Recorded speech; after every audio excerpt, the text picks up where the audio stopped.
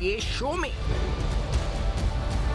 Karachi package credit लेने की बयानबाजी ने तनाज़ा खड़ा कर दिया।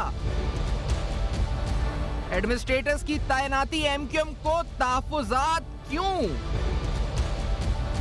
कराची में कम उम्र बच्चों के अगवा में यकदम इजाफा।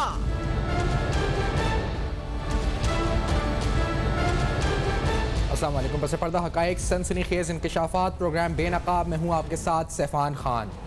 अहम तरीन मसाइल पर शहर कराची के ट्रांसफॉर्मेशन प्लान के हवाले से बात करेंगे। बयानात की जो क्रेडिट लेने की बयानबाजी है उससे क्या असर पड़ेगा, क्या कोई नया तनाज़ा है इस वक्त वफाक और सिंध के दरमियान, ये भी बात करेंगे। आज एडमिनिस्ट्रेटर कराची की पहली जो प्रेस कॉन्फ्रेंस थी उसका एक अहवाल आपके सामने लिमिटेड सा शेयर करते हैं। पहले इफ्तिखार शलवानी साहब जो कमिश्नर कराची रहे, पहले कराची के मामला को बेहतर समझते भी एडमिनिस्ट्रेटर बने अब, लेकिन आज प्रेस कॉन्फ्रेंस में कुछ मामला हुए, उठ के चले गए। लेट्स हियर दिस और देखते भी हैं कि क्या हुआ था, देखते हैं पहले। Let's hear this. मेरे ख्याल में मैं यहाँ सिर्फ एक स्टेटमेंट देने के लिए आया था, लेकिन अगर बात हुई स्टेटमेंट देने की बात, आप स्टेटमेंट के लिए थोड़ी आए हम। ठीक है, हम स्टेटमेंट देने आपको तो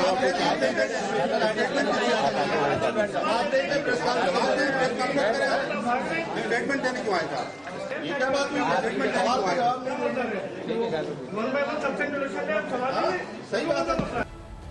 तो शलवानी साहब प्रेस कॉन्फ्रेंस छोड़कर चले गए।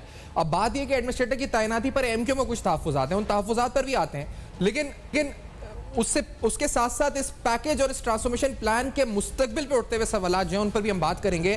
तैमूर तालपुर साहब सूबाई वजीर हैं, सीनियर रहनुमा पीपल्स पार्टी के साथ मौजूद हैं। हमारे साथ साजिद अहमद साहब एमक्यूएम पाकिस्तान के रहनुमा मौजूद हैं। सही साहब, मैंने डिटेल में कल हालिकी साहब को सुना था, जो आपको एडमिनिस्ट्रेटर्स के ऊपर पूरे सिंध में एतराज़ात हैं वो तो हैं अपनी जगह, जो आप कह रहे हैं ठीक है, लेकिन मुझे ये बताएं कि आप करप्शन का एलिमेंट भी उठा रहे हैं। आप तो कह रहे हैं कि पैसा जेबों में चला जाएगा, दुबई में रियल एस्टेट बन जाएगी, इस तरह की बातें क्यों कर रहे हैं आप लोग? आप लोगों को क्या एतबार नहीं है कि ये 1100 अरब शहर कराची की बहाली ट्रांसफॉर्मेशन पर खर्च होंगे? साहिब साहब,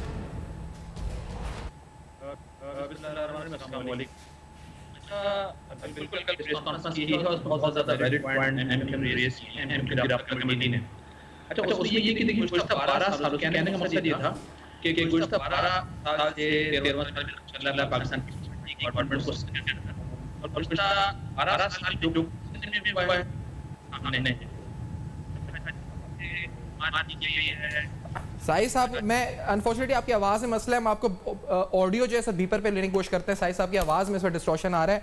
तैमूर तालपुर साहब, मामला ये है कि इस वक्त इन एडमिनिस्ट्रेटर्स को लेकर तो एमक्यूएम कह रही है, लेकिन वो उनको जो खदशात हैं, इसका मैं जिक्र कर रहा हूँ कि खदशात भी हैं, और साहिब साहब बीपर पे हैं साथ, क्या पहले अगर बता दें तो फिर हम तैमूर साहब का जवाब लें? नहीं, अभी नहीं है। In the meanwhile Asad Umar sahab ने भी आज इस पैकेज के बारे में कुछ कहा है। वफाकी वजीर प्लानिंग क्या कह रहे हैं, ये सुनवाते हैं तैमूर तालपुर साहब का जवाब। असद उमर साहब की बात सुनते हैं, क्या कहा।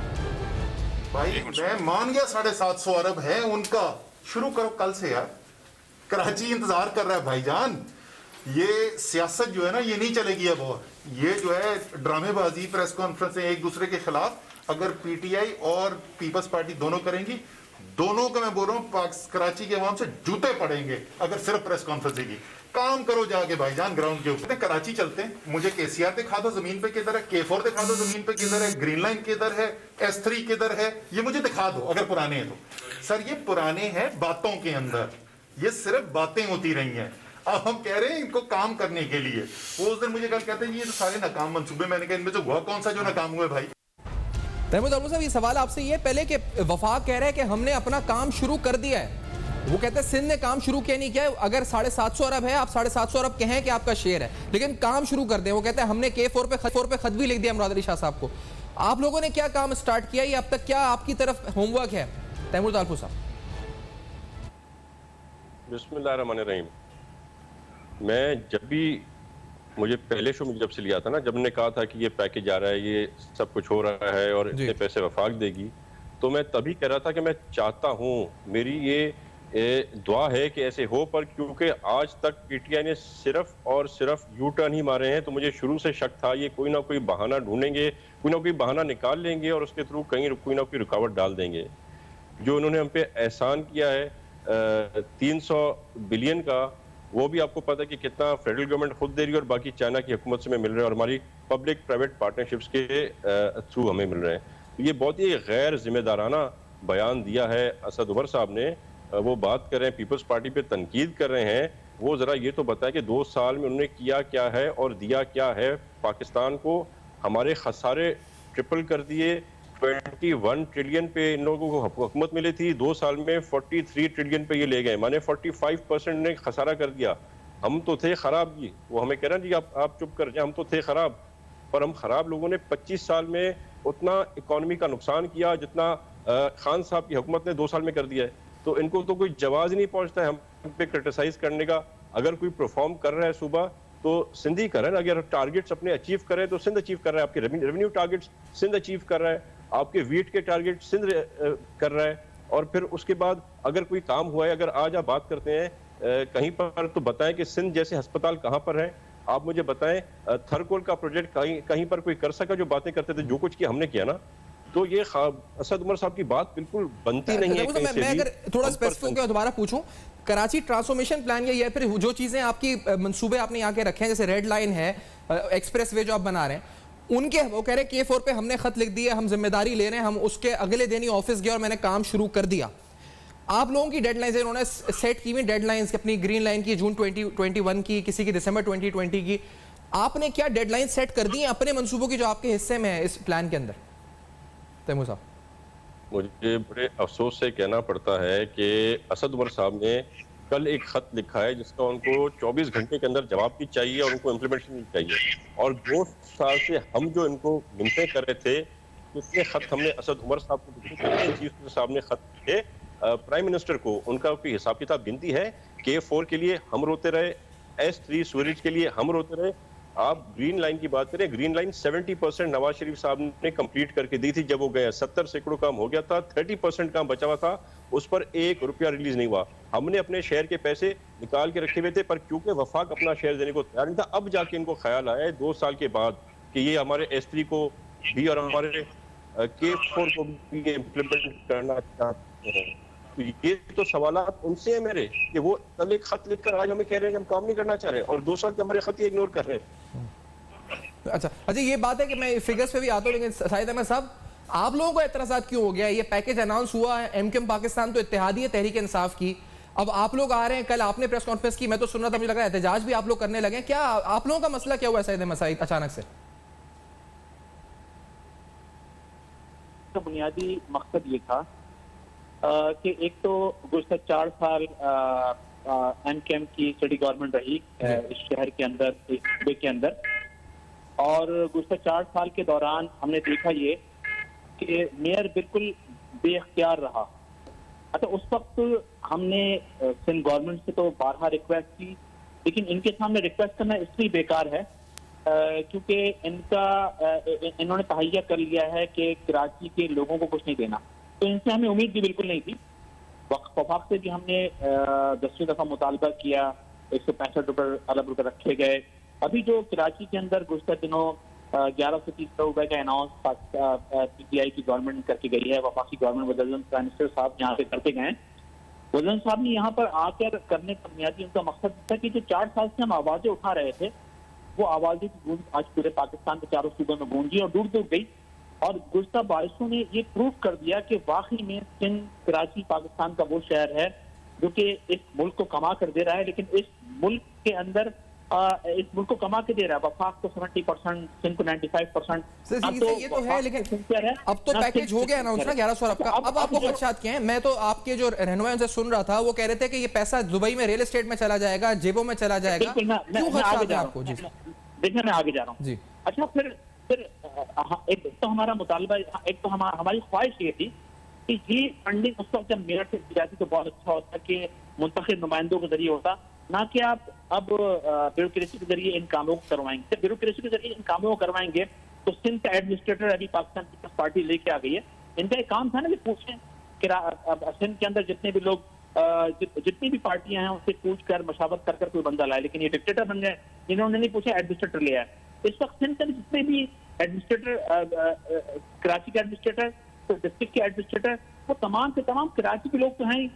आप बेही इलाके के लोगों को सिटी पर मुसल्लत कर रहे हैं। एक तो कमिश्नर यहाँ का नहीं है, कराची का नहीं है, डिप्टी कमिश्नर यहाँ की नहीं है, डिस्ट्रिक्ट कमिश्नर यहाँ की नहीं है, पुलिस यहाँ की नहीं है, चोर यहाँ का नहीं है, डाकू यहाँ का नहीं है। फिर कहा जाता है MKM से कि MKM क्या कर रही है। एमकेएम क्यों नहीं वेल परफॉर्म करके दे रहे? वो यहाँ के नहीं है, मतलब क्या साहिब साहब, क्या मतलब वो आप यहाँ से एक ब्रेक साहिब साहब मैं ले लूं। साहिब साहब एक ब्रेक मुझे लेनी है, अनफॉर्चुनेटली एक ब्रेक है, कमर्शियल ब्रेक है। एमक्यूएम के एतराज़ात कहीं ये भी सुन रहे हैं हम, इस ब्रेक के बाद वाला हमारे साथ रहेगा। कराची पैकेज सियासत की नजर होने जा रहा है क्या, ये सवाल उठाना हमारे साथ रहेगा ब्रेक के बाद।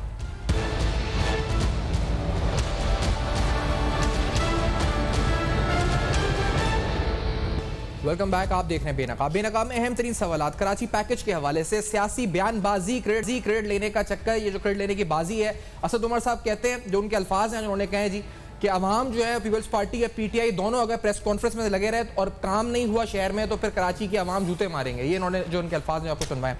साजिद अहमद साहब, तनाज़ा क्या है अब आपको, क्योंकि आपने ये कहा कि मुंतखब चलें ठीक है, फिर आपने कहा यहाँ के नहीं है, उसको भी थोड़ा एलैबोरेट कर दे क्या मतलब था। और दूसरी बात कि वो क्या कॉम्पिटेंट नहीं है, क्या करप्ट हैं, मतलब आखिर मसला क्या है जो एडमिनिस्ट्रेटर से आपको है? क्या वो लायक नहीं है, इस काबिल नहीं है कि वो कराची को संभाल सके? क्या मसला है?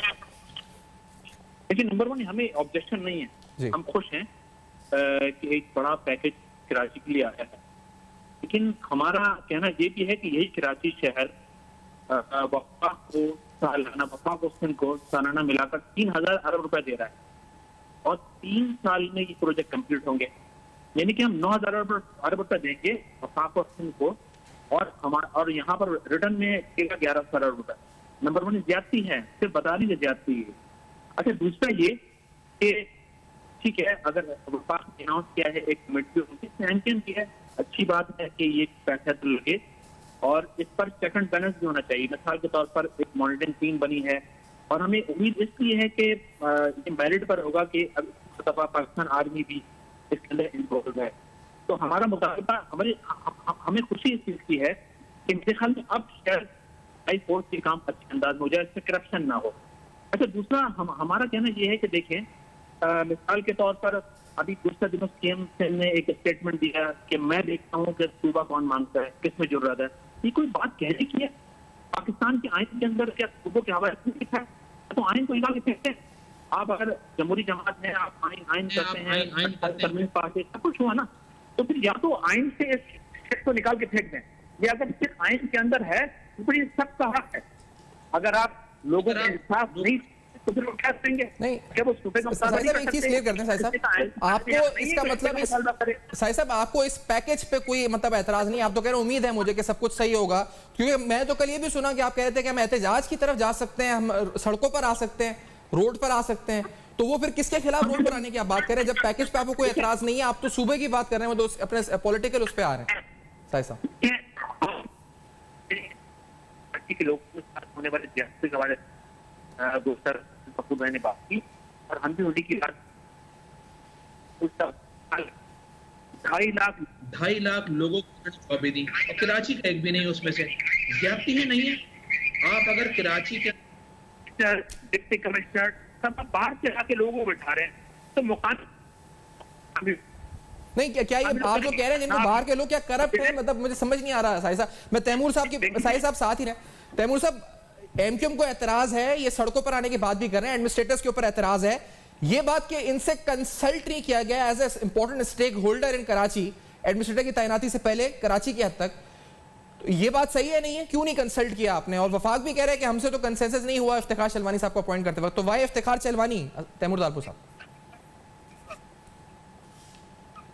फर्स्ट ऑफ ऑल तो आई मस्ट क्लेरिफाई कि ये जो एडमिनिस्ट्रेटर्स मुकर्रर करना है, ये सिंध हुकूमत का प्रोग्रेटिव है, ये सिंध हुकूमत का काम है और ये डिसीजन सिंध हुकूमत के अलावा कोई भी नहीं ले सकता। और दूसरी बात, why Shilwani, because Shilwani is work in lot of places when he is been commissioner Karachi का बहुत अरसा उन्होंने अच्छा टाइम गुजारा, एक कॉम्पिटेंट और साफ सुथरा ऑफिसर है, इस पर कभी कोई करप्शन के चार्जेस नहीं हुए, तो ऐसा ही आदमी हमें चाहिए था। हमने सही, हमारी चॉइस अच्छी है, स्टिक टू आवर चॉइस।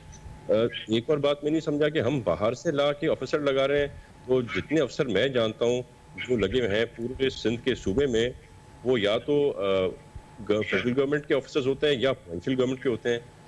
बाहर से ऑफिसर लाना मतलब कि क्या हमने कोई इंडिया से ऑफिसर ला के लगा दिए, हमने अफगानिस्तान से ऑफिसर लेके लगा दिए? सिंध में जो है सिंध के ऑफिसर काम करेगा, आपका पाकिस्तान का कोई भी बंदा आके काम कर सकता है, तो बाहर का ऑफिसर अंदर का ऑफिसर, ये तो बड़ी अजीब किस्म की बात करें। इस किस्म का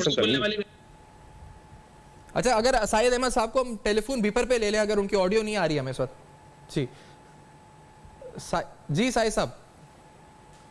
मैं कह रहा हूँ इस चीज सिंध के अंदर उर्दू बोलने वाले को जाते हैं। आपने 2.5 लाख, देखिए हम कोई तासुब अक़दत की बात नहीं कर रहे। पाकिस्तान में रहने वाले, सिंध में रहने वाले, पंजाबी भाई हो, पठान भाई हो, बलोच हो, सिंधी हो, बलोच हो, सब हमारे अपने भाई हैं। लेकिन क्या एडमिनिस्ट्रेटर कराची उर्दू बोलने वाला नहीं दिखा आपको? क्या कमिश्नर कराची, जितने भी कमिश्नर इस वक्त बैठे हुए हैं, डिप्टी कमिश्नर बैठे हैं, उसमें एक भी उर्दू बोलने वाला नहीं है, उसमें एक पख्तून बोलने वाला नहीं है, उसमें पंजाबी बोलने वाले नहीं है। तो क्या आपको और कोई लोग नहीं दिख रहे शहर के अंदर ना बैठा कर? हमारा कहना ये था कि ऐसे फर्द को लेके आए। एक तो नंबर 1 ये कि आपको मशावरत करनी चाहिए थी। अगर आपको लोगों ने मैंडेट दिया तो के अंदर जो दीगर सियासी जमातें सियासत कर रही हैं उनको भी लोगों ने मैंडेट दिया है, उनका भी हक है, उनका राइट बनता है। तो उनको मिसाल के तौर पर NFC अवार्ड हुआ, सर वो कह रहे हैं कि राइट सिंध गवर्नमेंट का बनता है कॉन्स्टिट्यूशनली, उसको यानी उसके पास एडमिनिस्ट्रेटिव और लीगल पावर्स हैं कि वो अपॉइंट करे एडमिनिस्ट्रेटर कराची, वो किसी से पूछे ही उस पर किसी किस्म की भी ऐसी कानूनी कदगन नहीं है उसके ऊपर सिंध गवर्नमेंट। अच्छा नहीं, ये सही कह रहे हैं, इनका राइट होगा।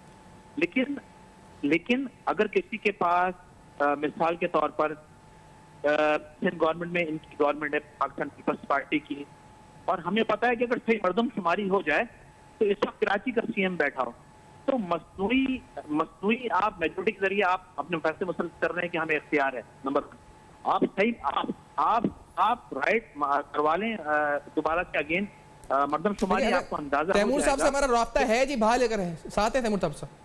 अच्छा, क्योंकि साहिद साहब मैं ये बात आप जो कह रहे हैं कि यहाँ का नहीं है, वो कह रहे हैं प्रोविंशियल गवर्नमेंट का ऑफिसर अपॉइंट होता है या फेडरल गवर्नमेंट का ऑफिसर अपॉइंट होता है। आप ये कह रहे हैं कि वो यहाँ का नहीं है, तो इससे आपकी क्या मुराद है? और दूसरी बात साहिद साहब, अभी CM पंजाब के तौर पे he is not from Lahore, वो लाहौर के नहीं है CM पंजाब, तो क्या आप कहेंगे कि वो भी पंजाब, वो नहीं है इस वक्त लाहौर के नहीं है, तो वो CM पंजाब क्यों है? ये बात ऐसी है क्या? बिल्कुल ये कह रहा हूँ जी, पंजाब के अंदर क्या कहते हैं लोअर पंजाब, जनूबी पंजाब का बन सकता है, वहाँ कोई तकसीम नहीं, वहाँ पर मुझे अच्छी तरह याद है साहब के सिग्नल्स का, तो जब वहाँ हुआ बने तो उनको ऑब्जेक्शन नहीं है, वहाँ लोअर पंजाब का बंदा CM बन जाए तो उनको ऑब्जेक्शन नहीं है। लेकिन इसके अंदर इनका मेयार दौरा है में यहाँ पार्टी की मौजूदा हो। साहिद साहब की दोबारा लाइन कनेक्ट करते हैं। तैमूर साहब, अब ये तो चले, अब ये भी पॉलिटिक्स है जो अब हो रही है आप लोगों के दरमियान, अब यहाँ पर इसका जवाब पीपल्स पार्टी की तरफ से क्या होगा एज पॉलिटिकल पार्टी? दूसरी बात, वफाकी हुकूमत जो कह रही है वो ज्यादा इंपॉर्टेंट वो भी इसलिए है क्योंकि वो कह रही है कि आगे तो बढ़े, यहां पर तो यही नहीं तय हो पा रहा क्योंकि 4 फिगर्स आ चुकी हैं। बिलाल भुट्टो साहब ने 800 अरब कहा है, मुर्तजा वहाब साहब ने 749 अरब कहा है, शिबली फराज 611 अरब कहते हैं, असद उमर 750। इतनी फिगर्स आ रही हैं कि अब कंफ्यूजन हो गया कि कौन कितना पैसा लगा रहा है, और जब से यही डिबेट चल रही है खर्च कितना कौन पैसा कर रहा है, इससे आगे कब बढ़ेंगे हम तैमूर साहब इस मामले से? हम अल्हम्दुलिल्लाह आगे बढ़ गए हैं। जो हमारे नालों पे तजावुज़ात थे वो हमने हटाना शुरू कर दिए हैं, वहाँ पर काम हो रहा है। जो लोग इन जगहों से उठेंगे, इनको रिप्लेसमेंट के लिए जगह ढूंढनी पाकिस्तान पीपल्स पार्टी की प्रोविंशियल गवर्नमेंट ने शुरू कर दी है। हम उनकी रिप्लेसमेंट का भी जो है ज़मीनें निकाल रहे हैं। और उसके साथ साथ आपके मैंने बताया कि S3 और K4 पर तो हम ऑलरेडी काम कर रहे हैं। हमारा तो रोना यही था कि काम तो पूरा कंप्लीट है, आपको सिर्फ पैसे लगाने हैं ताकि आगे जहाँ से काम रुका है वहाँ से शुरू हो जाए। अगर आपका ग्रीन लाइन है उस पर भी 70% पेमेंट नवाज शरीफ के टाइम पे हो गई थी, 70% काम भी हो गया था, तो रुका हुआ क्योंकि पेपर वर्क थोड़ी रुका हुआ है, हमने थोड़ी काम रुका हुआ है। वो इन्वेस्टमेंट आएगी, फेडरल गवर्नमेंट का जो हिस्सा होता है उसमें फेडरल प्रोजेक्ट में डालेंगे तो काम शुरू होगा ना। सिंध गवर्नमेंट तो हर चीज में आगे चल रही है, हम तो ऑन द फ्रंट फुट हैं, बैक फुट पे तो हम नहीं है।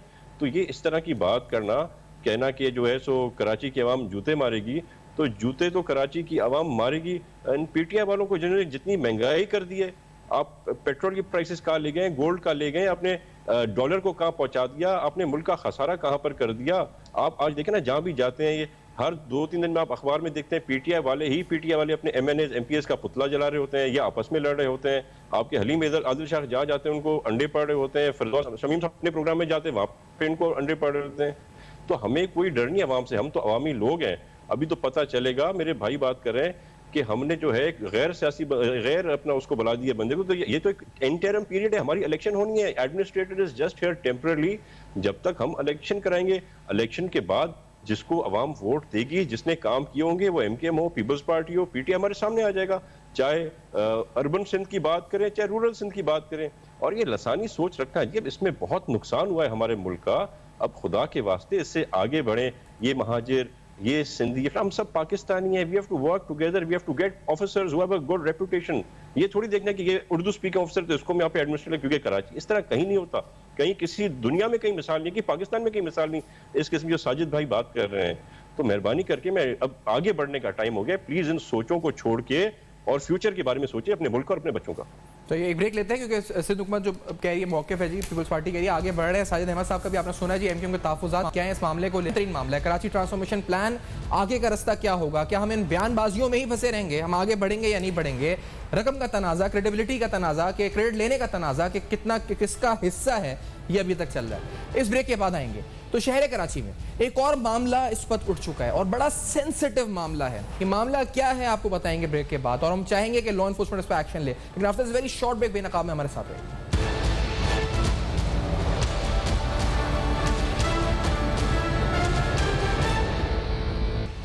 Welcome back. आप देख रहे हैं बेनकाब, जहां अहम तरीन सवालात उठा रहे हैं कराची पैकेज के हवाले से। शहर कराची में गुज़श्ता 4 या 5 दिन, गुज़श्ता एक हफ्ते के दौरान ऐसे 5 वाक़यात हो चुके हैं।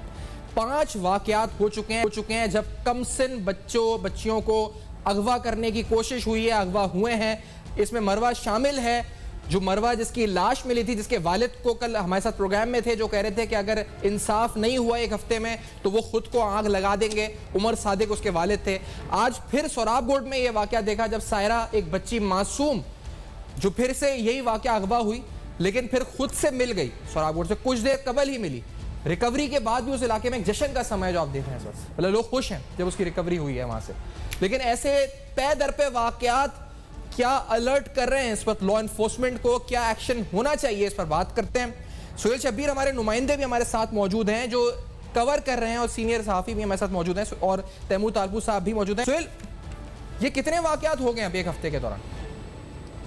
बिल्कुल, देखें, कराची में ये हफ्ता जो है वो बच्चों के लिए इंतहाई ख़तरनाक रहा है। 5 वाक़यात ऐसे हुए हैं जिसमें ना सिर्फ छोटी बच्चियों का अगवा किया गया है, बल्कि इसमें बच्चियों के साथ रेप भी किया गया है और उनको कत्ल भी कर दिया गया।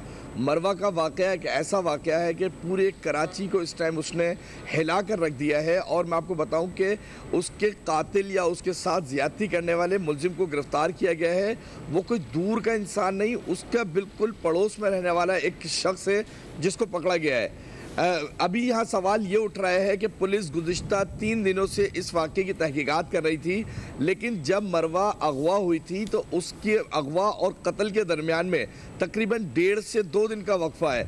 अगर पुलिस उस 2 दिनों में या 1.5 दिनों में थोड़ी सी मुतहरिक हो जाती, थोड़ा सा काम ज़्यादा कर लेती, उसके इलाके को सर्च कर लेती, तो शायद मरवा को बचाया जा सकता था।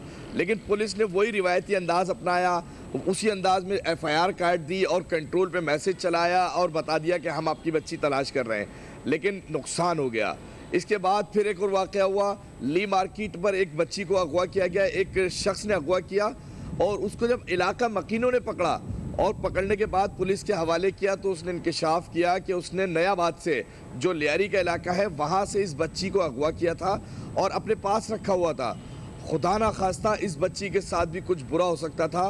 पुलिस ने, अवाम ने इसको रिकवर किया, लेकिन सवाल यहाँ पर यह पैदा हो रहा है कि पुलिस जब तक रिवायती अंदाज में कार्रवाइयाँ करती रहेगी तो इस तरह के वाक़यात जो है वो मज़ीद होते रहेंगे।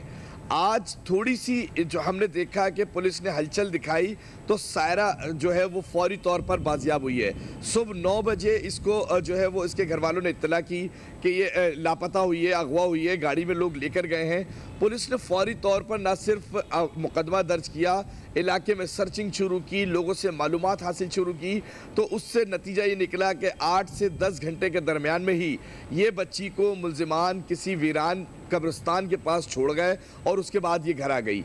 पुलिस अगर थोड़ी सी हरकत में रहे तो यकीनन जुर्म कभी नहीं हो सकता। सुहेल, कल एक सदर से भी हुआ यही वाकया कि बिल्कुल सदर के इलाके में भी एक बच्ची जो थी उसको भी छोड़ कर ही गए, जो है वो इसी तरह लापता हुई थी। उसको भी इलाका मकीनों ने अपनी मदद, आप कहता है, ढूंढा। अच्छा। लेकिन अफसोस ये होता है कि पुलिस उसके बाद अपनी कारकर्दगी शो करती है, बताती है कि हमने इसकी रिकवरी कर ली, बाजियाब कराया, लेकिन अफसोस के साथ कहना पड़ता है कि उसमें पुलिस का कोई किरदार नहीं होता है। यानी आप ये कह रहे हैं, अच्छा ये सारे वाकयात जो हुए इसमें ज्यादा डिस्ट्रिक्ट ईस्ट में हुए, ये जो अभी रिसेंट हुए इनमें? बिल्कुल, देखिए ये डिस्ट्रिक्ट ईस्ट में भी हुए हैं, डिस्ट्रिक्ट सिटी में भी हुए हैं, डिस्ट्रिक्ट साउथ में भी हुए हैं, लेकिन ज़्यादा जो है वो 3 वाक़यात हुए हैं वो डिस्ट्रिक्ट ईस्ट के हैं। इस वजह से डिस्ट्रिक्ट ईस्ट जो है वो इस टाइम सबसे ज़्यादा इस तवज्जो का मरकज़ बना हुआ है।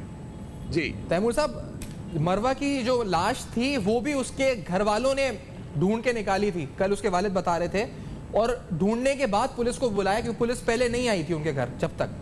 अब ये आप जो सुन रहे हैं, सुहेल शबीर साहब हमारे नुमाइंदे बता रहे हैं, अभी भी सदर से जो बच्ची गई थी, जो गायब हुई थी सायरा, वो भी जिन्होंने अगवा किया था वो खुद छोड़ के गया, पुलिस हरकत में आई, ये तो है आज। लेकिन अनफॉर्चुनेटली पुलिस रिवायती तरीकों से चल रही है, वो कह रहे हैं। अब इसमें डेटाबेस कायम करना, क्रिमिनल डेटाबेस बनाना, एक सेंट्रल रिकॉर्ड हो ऐसे लोगों का जो इस तरह की हरकतों में मुलव्वस है, सस्पेक्ट भी अगर हैं, वो अगर सस्पेक्ट भी हैं तो उनकी आइडेंटिफिकेशन हो जाए। बहुत कुछ करना पड़ेगा। तैमूर तालबू साहब, आपकी हुकूमत किस तरह से पुलिस को बिल्कुल एक, क्योंकि ये नई नई चीज आई है कराची में जिस तरह शुरू हुई है, क्या करेंगे आप लोग, किस तरह रिवैम्प करेंगे सारे ऑपरेशंस को?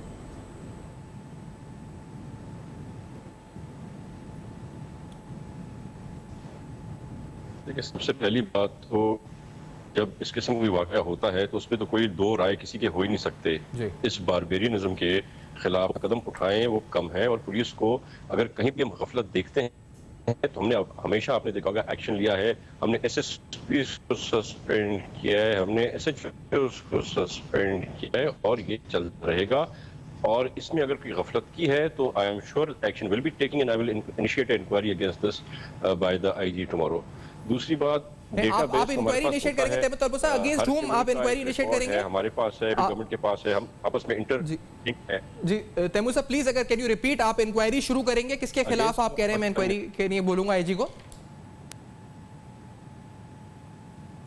Inquiry should be initiate against the SP of the area and the SHO जो आपके थाने कंसर्न है कि गफलत हुई तो क्यों हुई। अगर गफलत हुई है तो उनके खिलाफ एक्शन सख्त से सख्त लेना चाहिए, कोई दो चीज राय नहीं है। दूसरी बात मैं कह रहा था कि डेटा बेसिस हमारे पास है, एक प्रोविंशियल लेवल पर पंजाब, केपी के सिंध, हम सब डेटा शेयर करते हैं, और हम लैग बिहाइंड कहाँ पे कर रहे हैं कि हमारे प्रोजेक्ट का सिर्फ सिटी कराची का, जिसमें हजारों कैमरास लगने से पूरे कैमरास, एक डेटाबेस नहीं बनी थी, एक इंफॉर्मेशन साइंस टेक्नोलॉजी का एक नया काम आता, जिसमें थोड़ा डिले हो गए हैं, छोटी बना दी और बहुत जल्द वो, उसके बाद आपके बाकी इस कराची के बहुत कंट्रोल और महदूद हो जाएंगे। चलिए, उम्मीद करते हैं आप कह रहे हैं इनिशिएट इंक्वायरी करेंगे। हमें ब्रेक लेनी है, इसके साथ कंक्लूड करना है प्रोग्राम को। आपने सुना कराची में क्या हो रहा है, एक हफ्ते के दौरान होलनाक वाकयात जा रहे हैं और मासूम बच्चियों को अगवा किया जा रहा है। इस ब्रेक के बाद कंक्लूड करेंगे प्रोग्राम को, हमारे साथ रहिए।